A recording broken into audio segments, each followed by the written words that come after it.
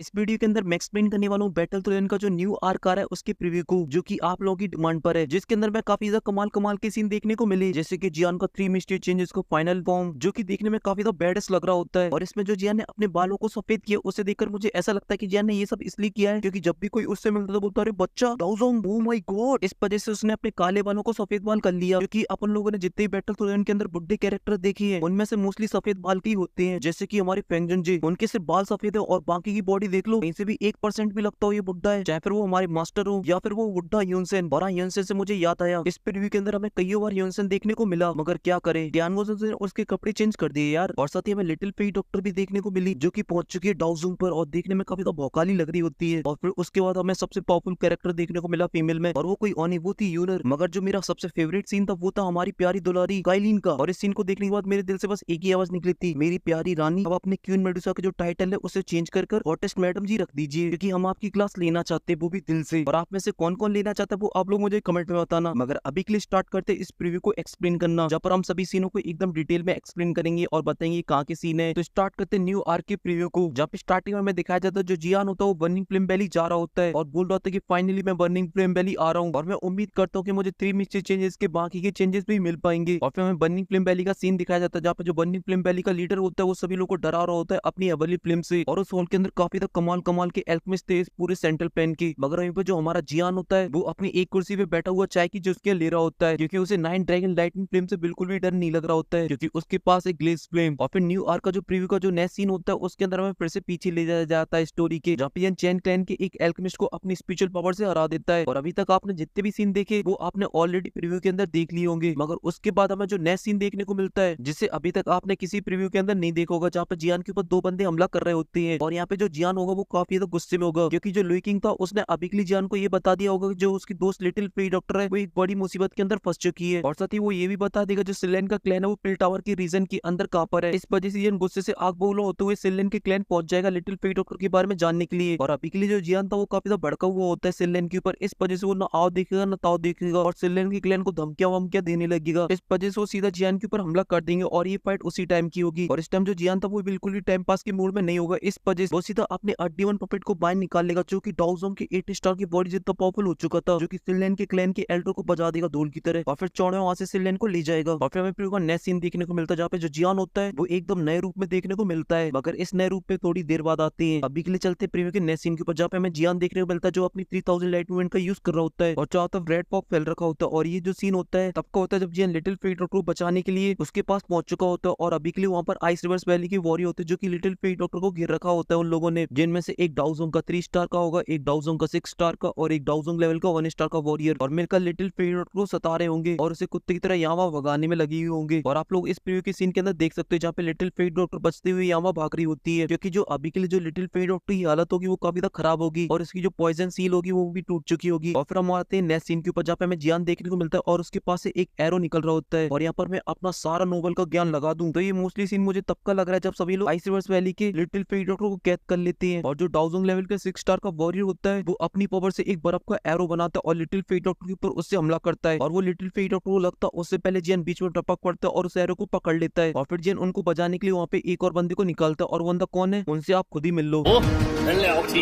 तो जैसा कि आपने उनसे मिल लिया, मगर आप लोगों को समझ में नहीं आया होगा कि उन्होंने बोला क्या। तो अभी के लिए टियानगो जोन से एक बंदा बोलेगा मैं आइस रिवर्स वैली का एल्डर हूँ, तो इस उनके टियानगो जोन से उससे बोलेंगे कौन सी आइस रिवर्स वैली, अजी कद्दू मेरा, और उस एल्डर के ऊपर टूट पड़ेंगे और लगे तेरी उसको बहुत बुरी तरीके से बजाएंगे, जिस वजह से जो आइस रिवर वैली का एल्डर होगा टियानगो जोन को ऑफर वॉफर देने लगेगा और बोलेगा भाई आपके लिए हम बॉडी बना देंगे। मगर टियानगो जोन उसकी एक भी लालच में नहीं आएंगे और उसको बुरी तरीके से बजाएंगे और उसे मार डालेंगे। और फिर उसके बाद आता है प्रीव्यू का सबसे बेस्ट सीन, जहाँ पर मैं देखने को मिलता चाइनीज एनिमे का सबसे best character one and only queen Medusa, जो कि देखने में है तो एक एनिमेशन कैरेक्टर, मगर इनकी जो मासूम अदाएं हैं पता नहीं कितनों का दिल चीर जाती हैं। अभी के लिए काइलिन मैडम की इस सीन के ऊपर है तो ये सीन तब का है जब क्वीन मेडुसा जियान के फैलाए हुए रास्ते को समेट रही होती है, मतलब जियान जो अलायंस बना के चला गया था उसको संभाल रही होती है। और ये जो रिस्पॉन्सिबिलिटी वो बहुत ही ज्यादा बड़ी थी, क्योंकि उसे अभी के लिए जाओ क्लैन के लोगों को भी सुरक्षित रखना था। अगर उन्हें कुछ हो जाता है तो जाओ क्लैन की जो ब्लड लाइन है वो पूरी तरीके से खत्म हो जाएगी। उसके अंदर सिर्फ 3 लोग बचेंगे, एक क्वीन मेडुसा की बेटी और एक यूनर का बेटा और खुद जियान। और आपको क्या लगा क्वीन मेडुसा की जो सीन है वो खत्म हो गए? बिल्कुल नहीं, ये प्यारा सा सीन तो रह ही गया, जहाँ पर हमारी जो प्यारी रानी होती है वो अभी के लिए जियान के इंतजार में बैठी होती है और इसी का इंतजार कर रही होती है, जो कि प्यार हो चुका है वो भी बेनता। और ये ये जो प्यार है वो एक साइडेड नहीं है, दोनों साइड से। इस वजह से जो जियान होता है वो भी क्वीन मेडुसा को एक लेटर लिखता है और उसको एक गिफ्ट भी भेजता है, और ये जो लेटर होगा मोस्टली उस पिल से रिलेटेड होगा, जो कि जियान ने प्रॉमिस किया था वो पिल खुद देने आएगा क्वीन मेडुसा को, मगर ऐसा नहीं हुआ। और हमारी जो क्वीन मेडुसा होती है वो भी उस लेटर को ही पढ़ रही होती है, और यहाँ पर उसकी जो प्यारी अदाएं होती है, आहा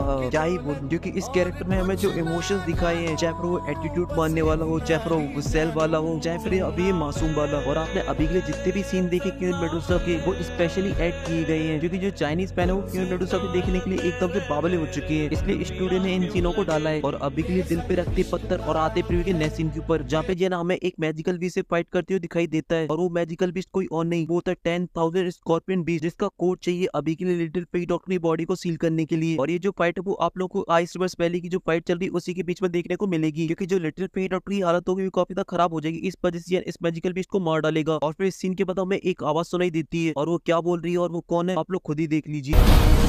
冰河谷